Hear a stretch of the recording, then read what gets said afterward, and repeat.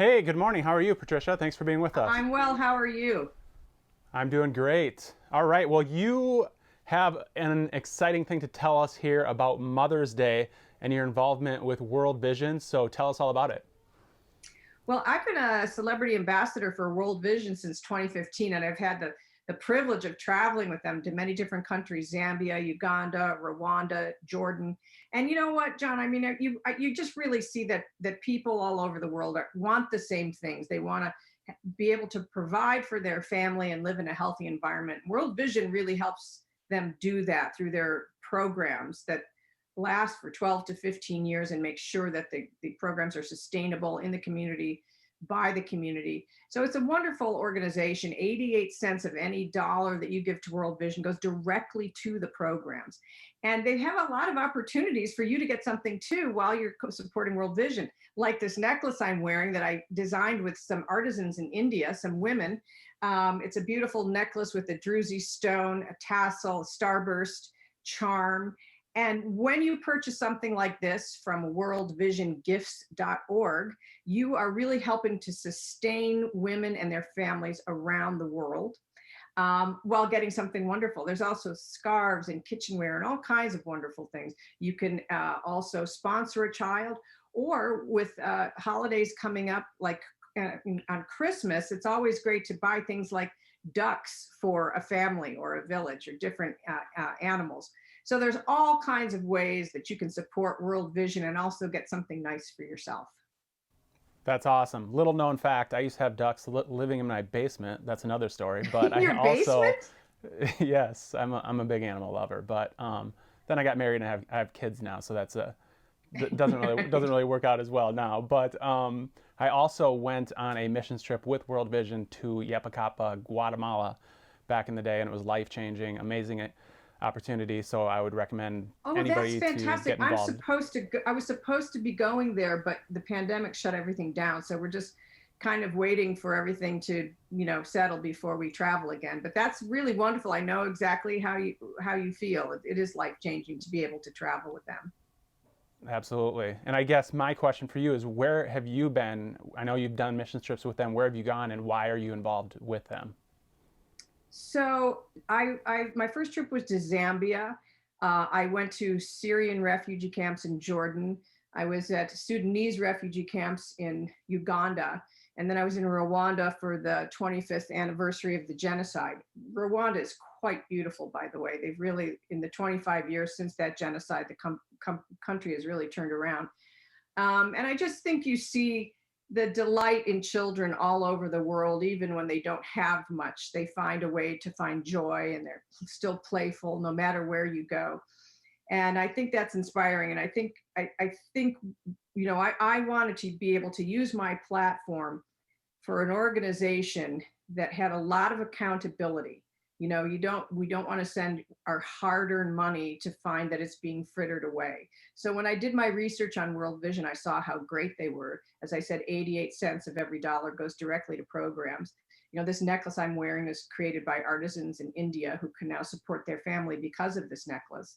So I found that they are, and that their programs really stay with the community for a long time. Their water wells are working years and years and years after they've been installed. So I feel that it's an organization that you can trust to really make a difference in the world with the money that you're giving them. So and sponsoring a child is really a wonderful way to just not only sponsor one child, but it helps the whole community.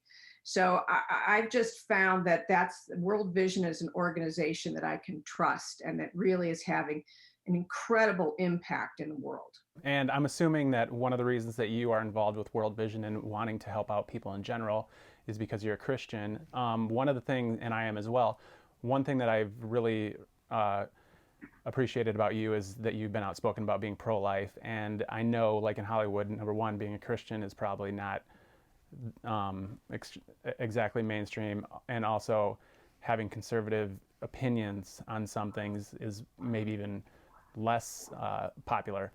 And that's my question: is number one, how have you been able to navigate being in Hollywood and and having those views and to still have a successful career? Well, I think what we see on social media is not necessarily representative of the people I've worked with in Hollywood. Every day when I go to work, whether it's on Raymond or The Middle or Carol's Second Act or wherever I've been, um, people are very professional. We are in a very difficult industry, and we all have the same goal of creating a successful show that entertains people.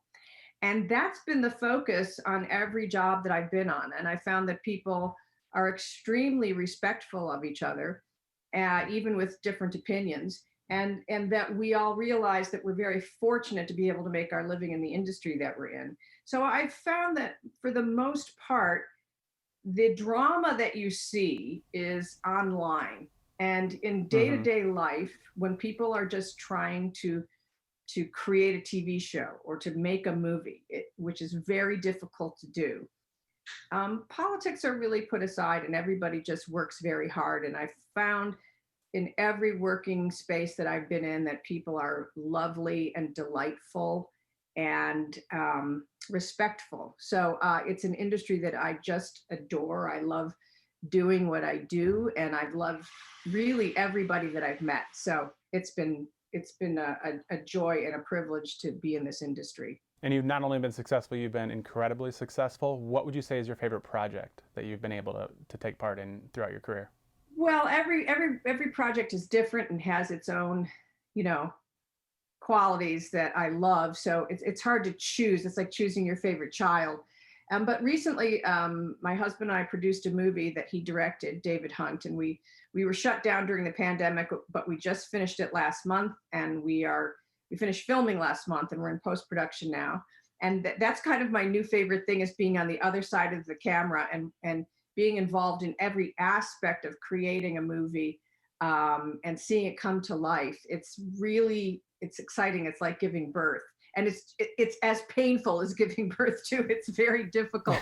So that's sort of my second or third act. I would say I have a book out called Your Second Act, and it's about people taking on new challenges in their life, and that was kind of a new challenge for both Dave and I to do this movie. So it's been really wonderful and exciting, and hard, and it's not over. We're in post production, and then we have to, find a distributor. So I like being challenged. I really do, and this is a very challenging industry, so it's a good place for me to be. And I know you got to go, but really quick, what's your favorite Everybody Loves Raymond episode? I think there's so many. Any holiday episode, the suitcase, Bad Moon Rising about PMS, anything with Robert. There was a whole series of Marie and I having a fight over a long, I think it even arced into 2 seasons. So yeah, quite a few in the 9 years we did it. All right. Well, Patricia, thank you so much for talking with us today. And everybody, go to worldvision.org to check out the World Vision gift catalog, and also check out Patricia's book, which will be coming out on paperback, Your Second Act, Inspiring Stories of Reinvention. Thank you so much. Thanks for having me.